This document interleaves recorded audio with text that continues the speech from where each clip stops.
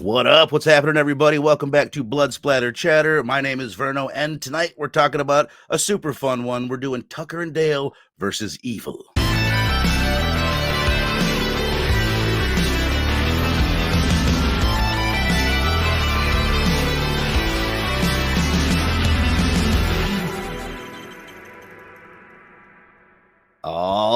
All right, let's do this thing, man. I'm stoked to be here. I got Eric, I got Peter with me from Two Geeks, Different Streets.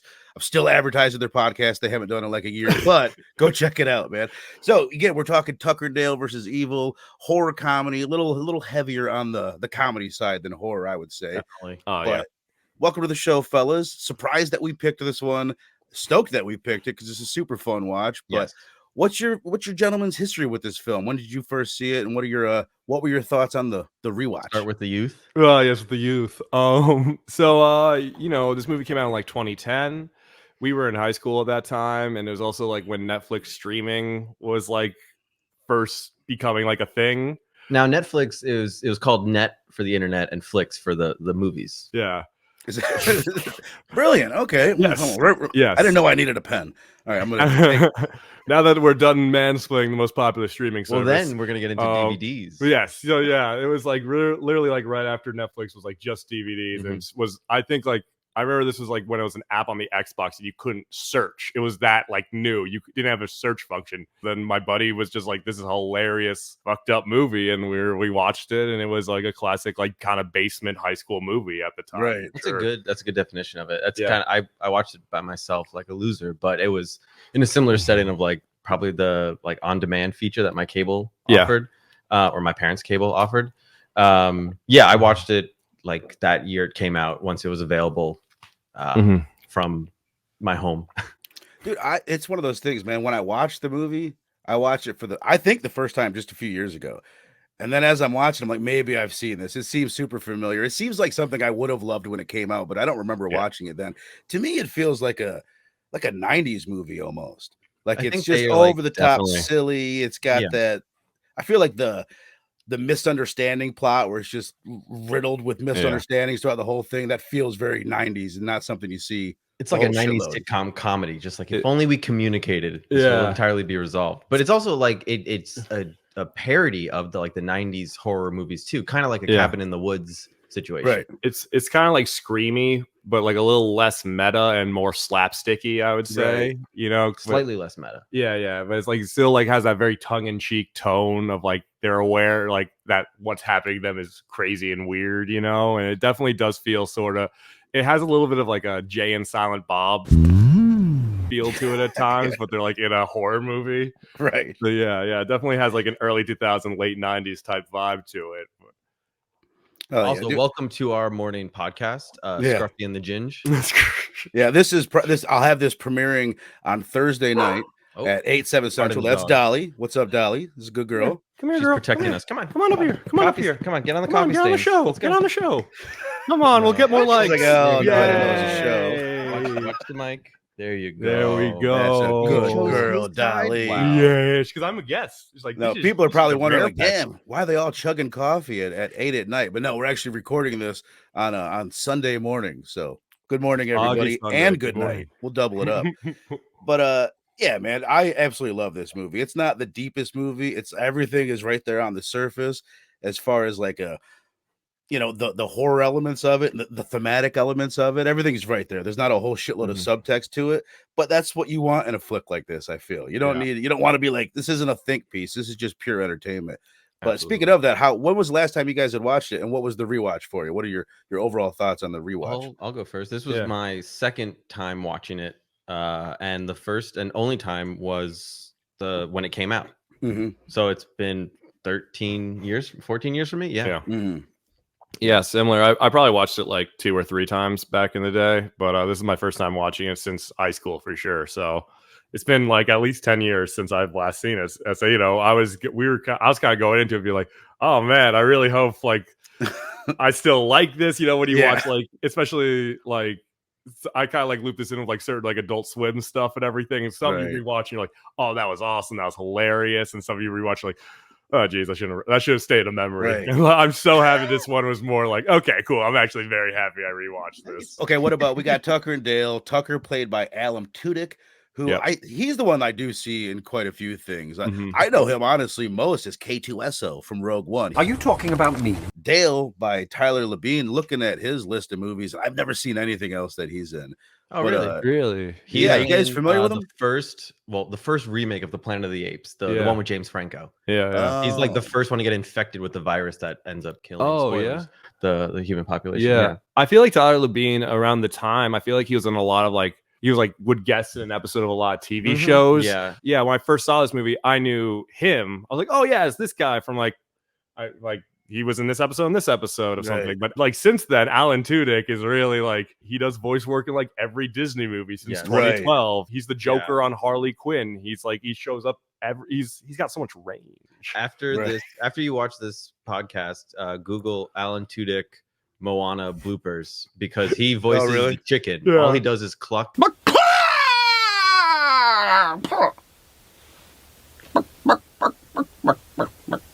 All of a sudden, he just like stops and goes, "I went to Juilliard." That's so funny. I saw him on Moana. I was like, oh, what is he in? So Resident Alien, he was in. Wish, he did voice for Moana, as you mentioned. Firefly. I'm slightly familiar with that. I've seen like half of that. I know that he plays a big role in that. A Knight's Tale, iRobot. It's a 6-episode show, isn't it?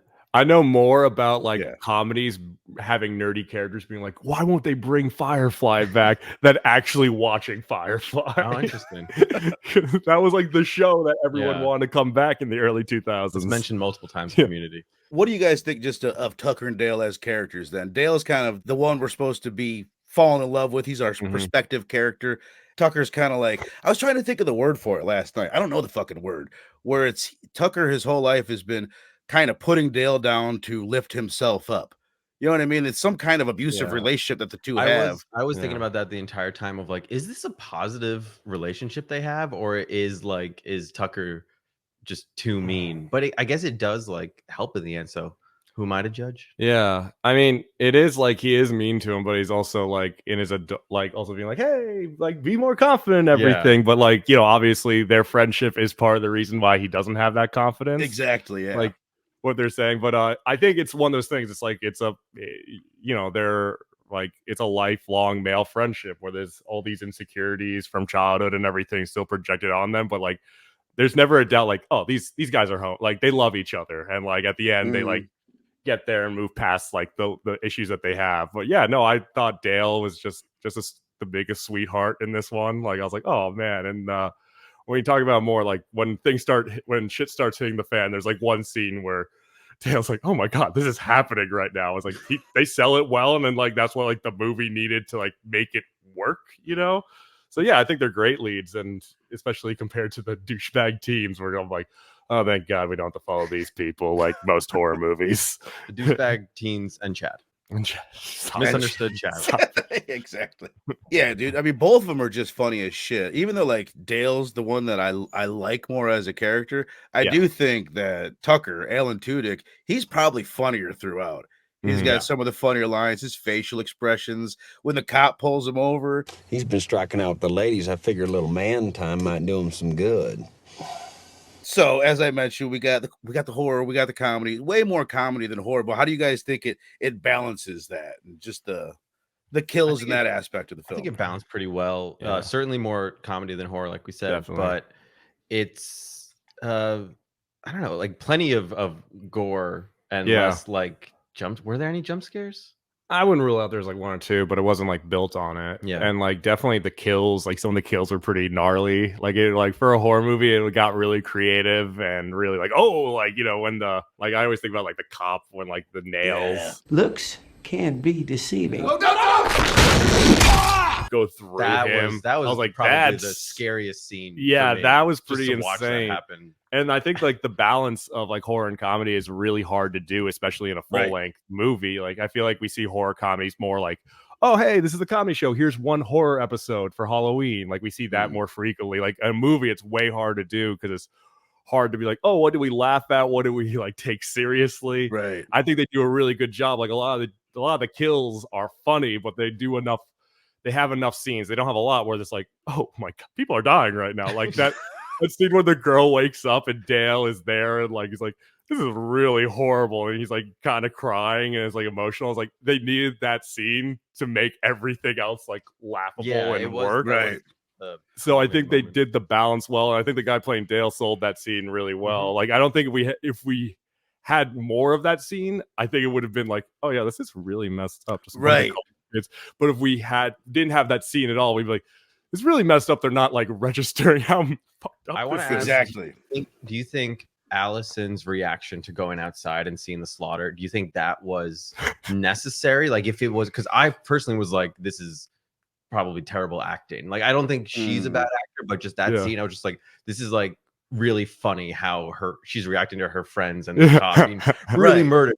She was like earlier, like it's probably just a big misunderstanding. But like, would it have been too serious for this comedy? Exactly.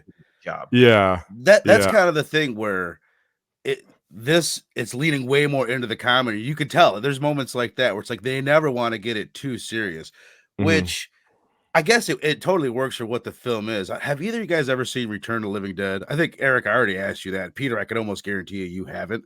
I have not. Okay, but we covered it a few weeks ago, and it's the way it balances horror comedy. It has those over the top like moments where it feels like this film where they're so over the top and it's like slapstick funny, but it like when it leans into the dark moments there, it just leans into it. Yeah, and it creates even more of an interesting tone. For me, I think that stark difference is great. I'm currently rewatching The Last Man on Earth, the Will Forte show. Great show. It is hilarious, but it deals with like 99% of the population being dead and some really dark shit sometimes. And it's such a good balance. Yeah. Like when you're not expecting it to get that dark. But again, I don't know. This is like slasher films never get this dark inside. Like there's never enough time. You're always just like adrenaline and constantly like moving. And this kind of was that too. Like the teens never really take a moment to be like whoa, our friends are dying. Yeah. And Chad's like, no, I want to go kill some people. Yeah, exactly. No, that is true. It is a comedy. It is like parodying a genre where like the stakes and the morbidness of it aren't normally addressed in like slasher films. Like, every Friday the 13th film, a girl loses her entire group of friends and sometimes family and then just leaves. And they don't really like dwell on that much, and so I think they did a good job. Like I think, like I'll say, like the Dale scene is like, oh, we needed that, but the Allison scene, I think if they really delved into, oh my God, Allison went on a trip with all of her friends and they all got brutally murdered. Well, it seemed like Allison, was she even friends with them? Nah, it seemed like she had nothing. Did Chad just invite her? I don't think she had anything to do that weekend, and she just got an invite. I was like, okay, sure. There's a cut scene where it's like someone's like, Allison, you're working too hard to be a therapist. Like you need to have some fun. Chad says we're gonna go camping in West Virginia. No, it is funny because like speaking to like the balance, there's that scene where Allison, who's a psychology student, and she does what every psychology student, if you knew someone who was studying psychology, does, is like, let's sit down and discuss this. And like that's a great scene. But then after that, like two of her friends die. It's showtime, freaks! And then she goes, I'm a horrible psychologist. And then Dale goes, I thought you did a good job. And she like, really? Like, it said me like literally 3 people died after what I did. Like you should. Well, that's why I like it at the very end when they're at the bowling alley. And she's talking about like, oh, it was so terrible. I was like, what do you mean? I had a really good time. Well, other than all the people dying and all that, it's like, well, which is what's great because I think he's speaking for the audience. Like we had a really good time watching all those people die. Yeah, we did. Classic psychology major. Just she can deal with other people's issues, but does not deal with her. She compartmentalizes like a pro. What's interesting about it? Because I was thinking to myself, like, they could have got like more suspense or whatever into the kills, but then I'm like, no, the nature of these kills where they're all accidental, you can't have a build up to it because Tucker and Dale don't know what's going on. You can't have them like in peril because that's what this movie is. That's why I was thinking if they ever do a sequel, which I think I've heard there's legal reasons why it's like almost impossible for them to do it. I wish I'd looked into it. I meant to look into it. Maybe before the edit, I'll look into it and put it up on the screen or something. Why? To a clip.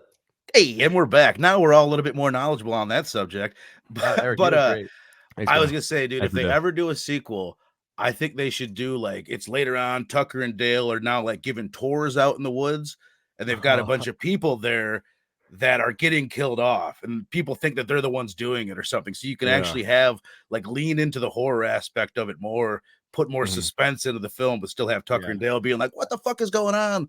College kid blood everywhere." I have a question that it kind of spoils the ending, if that's okay to talk about. Spoil it, baby. Okay, so the very opening of the movie is like that like handheld camera kind of Blair Witch thing, and you see a half burnt face person, like a burnt down shack. Is that expected to be Chad? Like he survives at the end? You know what, dude? I was confused. I was confused too. I'm glad we're all confused because I'm watching. Maybe I'm at the end. I'm like, sequel, like Chad's still alive and he's haunting these woods or something. I think that's one of his buddies. I think that's another guy from the film that we see go down and like die at the beginning. But I do not know. I don't know how the beginning ties in with the movie, but I'm pretty sure that that's Chad. But I don't get it. I was thinking it was like the hillbillies from the thing that happened in the 80s, and it was like, and we find out that Chad is like the son of the demented killer. Is like, oh look, he became his dad. They both got their face melted half off. That's what I got, but I think I need to rewatch it to really make that connection. But bro, I watched it twice this week and I still didn't make that connection. Can we talk about the twist about Chad's lineage? Oh yeah, the half hillbilliness. So his dad was a hillbilly. Yeah, well, but like he brought his mom to the woods and then went crazy and. No, I think his mom went. So it was like a group of friends. What Chad believed was it was his mom and dad were in the group of friends, and everyone there got murdered except for the mom. And this is what Chad's got captured would tell him. And then his mom was in a psych ward. Exactly, and she went to a psych ward after. But what actually happened was his dad was not in that group. His dad was one of the killers, and his dad sexually assaulted her, and that's what happened. So I think which is fucking dark for this movie. It's one of those things they kind of just gloss over that. They really do. This is why you don't lie to children. Santa Claus is not real. Well, that's really funny because I really remembered the scene like from my first times watching it, being like, "You're half hillbilly," and I thought it was more a reveal of like, "Oh, your dad's actually a hillbilly." It wasn't like, "Oh no, your mom was actually like." Like subjected to one of the worst things possible, and it's like it's such a weird twist because he's like, not a redeemable character. But that's a really fucked up backstory that they just go, "Oh man, you got issues." I think it's like it's supposed to be like, oh, so his dad was like a psychotic killer, and that's why Chad wants. It's not repressed rage and sexual repressed rage. It's a like literally probably like a genetic like disorder that his dad also had or something. But was the like you're half hillbilly line supposed to be funny? Yeah, I think so. It seemed that way. I remember laughing to it back in the day when I was a younger child. It didn't really register what was being said. But it was definitely like, oh, that's quite a dark twist with some really dark subtext. You would think it like the whole one of the main themes of the film is like, don't judge a book by its cover. Not all hillbillies are backwoods people that are gonna kill and rape you in the woods. And then we find out, but this one was a shitter hole. It's like it's not really saying much. It does kind of go against the central message where it was like, where at first it seemed like what you're saying, like, oh hey, don't judge people by their cover, judge them for who they are, not where they come from and everything. And it's like, oh yeah, Chad's clearly like this privileged kid. And he's the villain. He's fucked up. But then it's like kind of does the spin. It's like, oh, he's actually like you could read it. It's like, oh, he's fucked up because he comes from this line of fucked up people. So it does kind of weirdly go against the ending. Like also like the ending scene when they're in the bowling alley and then that guy just like Dale says to like one of his hillbilly friends like, oh hey, like you can get anyone, just be yourself, be polite, and then while him and the main girl Ashley are like having a little chat. Allison are having a little chat. In the background, you see him hitting on a girl, and then I wasn't really paying attention, but it seems that she declines, and then he hits her, and then they both acknowledge he drags her off. Yeah, right. And then they both acknowledge it and just go, another one of these, and just ignore it. It's like that would never fly right now. That's so different than what you guys dealt with. They would never put that like after the Me Too movement. I don't think that scene where like, oh, let's just let this woman be dragged off by this deranged guy. It's like that's not a miscommunication. That is assaulting a woman in public. Like that's very different. Well, let's touch a little bit. I mean, like I said, it's pretty surface level. I don't know how deep it is, but do you guys buy the love relationship between Ellie, Son, and Dale? Like, does it work for you in the film? It's clear. I mean, like we said earlier, like Allison is not friends with these people. Like she's not in the preppy jock frat group. Like she grew up on a farm. Like it makes sense that she would fall for Dale, and he's a sweetheart. Yeah, definitely rewatching this, Dale's like a very much like a sweet person. I do think like part of me was like, oh yeah, he's a cute guy, like he was really sweet, but I do associate meeting him with being surrounded by all these people I knew from school getting murdered. So that's just a bit too much trauma. I can't stay with it. That's more what I again. She took all those dark feelings, she put them in a little box, and then she put it in the back of her closet. Yeah, it was. I talk about it with her therapist later down the road. No, she won't. She won't. No, she won't. I think if the bowling scene at the end was like, oh, a few months later, I was like, oh, okay, she's had time to process and everything. But the fact it was like the next day, PTSD. Yeah, because she is like, and they do joke about it, she is unconscious for a good chunk of this film.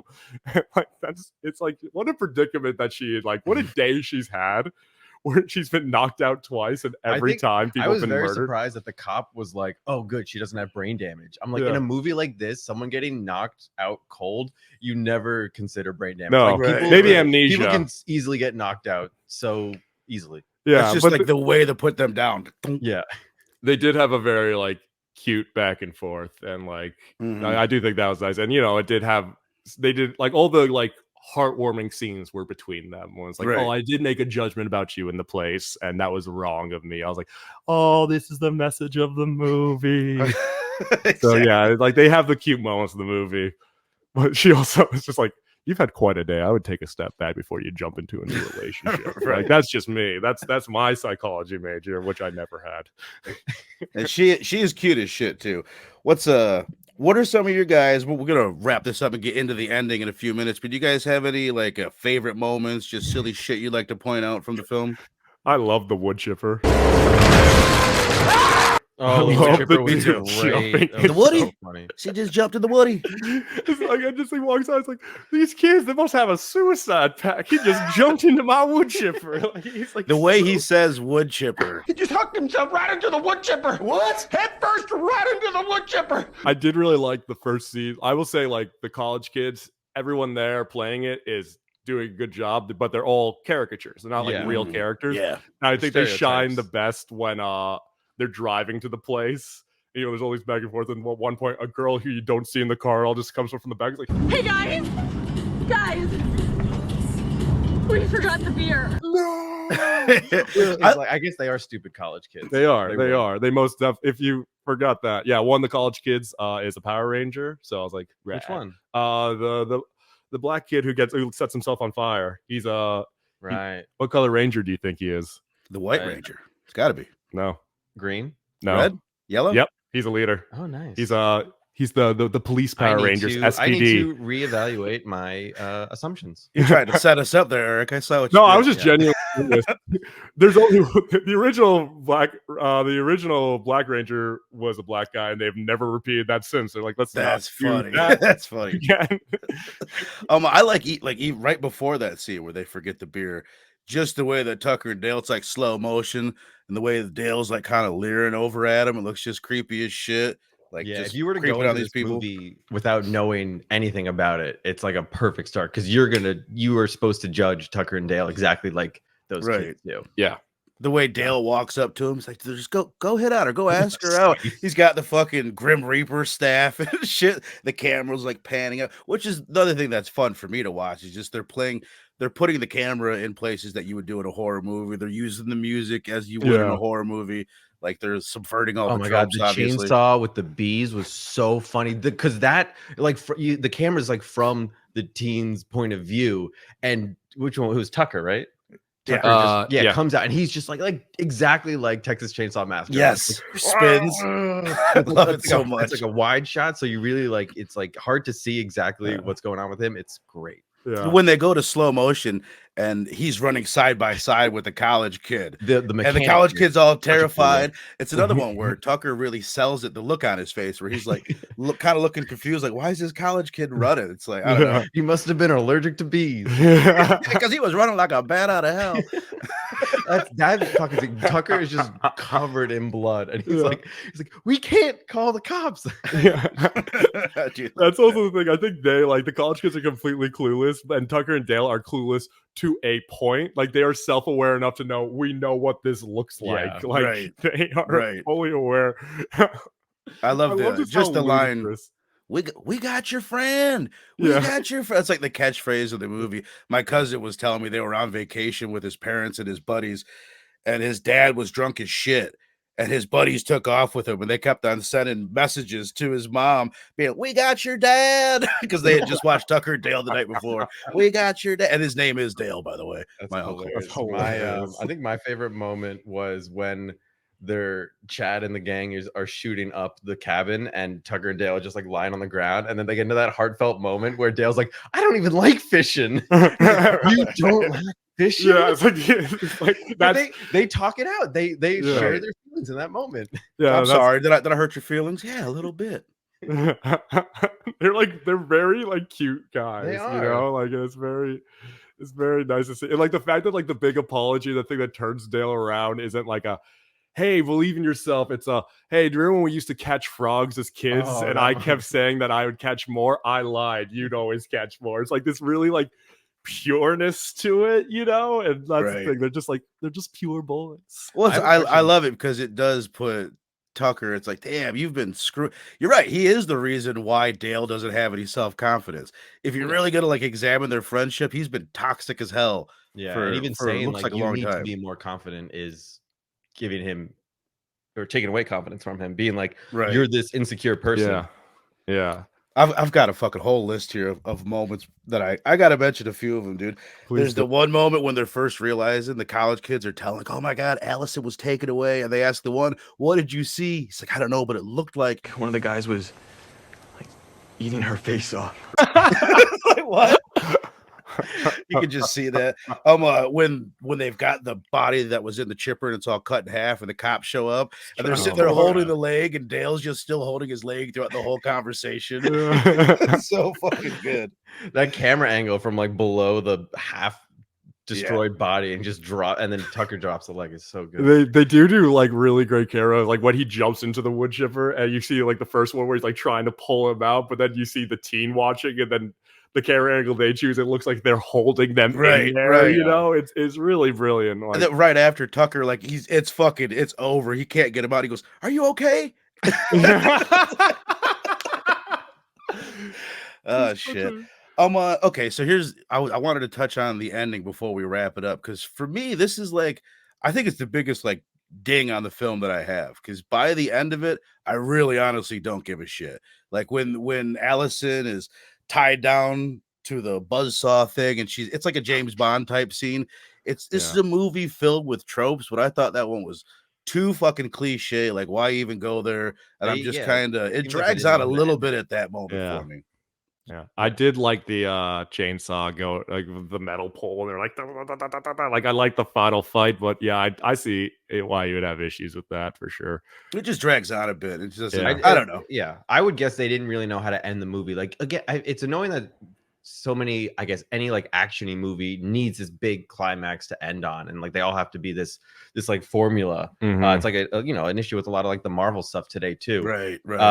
And so like they just needed the big fight with the big bad, and it's like the suit up scene, and it's all cliche. I mean, like some of it I can like get on. Like the suit up scene was like, oh, Dale's like, now he's confident, now he's fully himself kind of thing, which like I got that. But yeah, like I enjoyed the ending quite a bit, but I totally hear what you guys are saying. Like then it got like into this action movie. Then they stumble on the newspaper they need That's part of it too. Sure. It's like, okay, we found this newspaper that we just found everything. Answers. Yeah, I think the person who owns this lumberyard is a hoarder. Yeah, and we were a newspaper from 30 years and the ago. one piece of paper we picked up perfectly applies to our situation. Exactly. Which is like, yes, this is that kind of a movie. It's not, but I don't know. It's the type of thing, if we're gonna sit here and give it a score, that's what I'm going to keep in mind. It's like, yeah, it could be better. I will say it's got an 85% on Rotten Tomatoes and 85% user score. It's a pretty highly regarded film for what it is. I think it like that also speaks to like what you're saying, that like it feels like it's not from 2010, like in the best way. I think just at that time we weren't getting a lot of movies like that, especially ones that are like that funny. For sure. Right. And like, so it just stood out. Like I could see that getting for like reviewers being like, oh man, I haven't seen something like this in a while. Like for it being, as opposed to if it came out when it had a lot of competition like that, it might have been judged a little bit more harshly. I do say, just speaking to like the comedy of it, one scene I really loved was when Chad's the douchebag, right? That's always when they're doing when they're like telling each other stories, and it's like, okay, let's explain each other's like what we all think happened, which I really appreciated, because so many movies, I've definitely said it on this show before, can just be like so many misunderstandings could just be explained away with like a sticky. Yeah, it's one of my biggest pet peeves in films. It's like, just fucking tell them what's going on. Yeah. And the fact that they did do that, but when it starts like, Chad, can you tell your story? It's like 20 years ago. It's like, okay, well, he's going back, and he like talks about this really messed up backstory of his parents, and everyone there is like, I did not expect this. And then Allison's like, thank you for that. All right, let's move on to what happened today. Like that was really great. But then like he shares his backstory about like, I will forever hate hillbillies because they destroyed my family, which is not his point of view of what happened in the woods of the day. And then it's like, okay, now let's go to Dale for his point of view, and he's like, hey, I'm sorry that happened, and then that's it. Like neither of them really go into their point of view. They cut away, and then they cut back. It's implied that they said what happened that day. Yeah, because I didn't want to hear both of them explain the movies that we've already just watched. Like, and then right after, his buddy comes in with that fucking buzzsaw thing and cuts his friend's face off that's coming in the other door. Yeah, and then the Power Ranger sets himself on fire. That was such a Rube Goldberg of like cabin murder. I felt really bad for the girl that got the weed whacker to her face, because the whole time she's like, we should get out of here. Right. Like she's the one that has like actually good ideas, but just gets dragged along, and then she gets a weed whacker to the face. That was brutal. I felt really bad for her, like more than the other people. All right, I think we done did it, man. Let's go ahead and final thoughts, letter grade. Still acting like we're in high school here with these letter grades. So, what do you guys think, man? Tucker and Dale versus Evil. You guys watch it on the rewind or watching on the premiere? What did you think of this film? What is your letter grades? I go first. Yes. I think it's, if you're a fan of slasher movies and comedies, like one of the best horror comedies like recently made, and that more speaks to what I was saying earlier, that there's not a lot of them in like the past 15 years. Great performances, but you know, it's if you're not into that, there's no greater substance here to sell it, you know. Right. It's kind of like, it's what I say, like, you know, we all like comic book movies and nerdy stuff, and there's the things like, oh, if you like a superhero movie, this is a good movie, versus like, oh, this is a good movie even if you're not a fan of that genre. Like, this is a good movie if you like horror slasher comedies, but outside of that, there's just not horror in general. Yeah, or just horror in general, but there's not enough outside of that to really make it be like, no, this stands out. You know, this is something special. Like, so I'd give it probably like B-, C+. I'd lean towards more B- because the two leads are really charming. There's enough art there that you're like, oh, but you know, it's just a simple little fun story of friendship, love, and teens dying. Exactly. Well, I'm gonna give it an A, since we're on a horror podcast, because that's what this audience is. Anyone who enjoys horror would enjoy this. Yeah. Who cares about there's some people that are fucking horror? I mean, I'm reviewing for everyone, not just one market. This podcast is not for everyone. We don't want everyone on this podcast. No, not even close. We don't even want. Okay, well, Verno says it, then that's fine. Okay, so we got an A from Peter, a B- from Eric. I'm gonna go a B. And that's what, after looking at it, it's because I actually I've been kind of into horror comedies recently. And even as funny as this is, and I do think this kind of does cross over to the mainstream a little bit. I don't know if you have to be into slasher movies, because it's so fucking funny and charming. Yeah. You know what I mean? Like, you can just randomly. I love it for just how clever they are with setting up the miscommunication and like this entire scenario. Like, it's all pretty well set up. It's well done. I was more thinking like, if you don't like horrors, some people, like, I know some people who's like aren't as messed up as these three gentlemen on this podcast are, is like, you know, a movie where a bunch of teenagers are accidentally killing themselves might make them uncomfortable.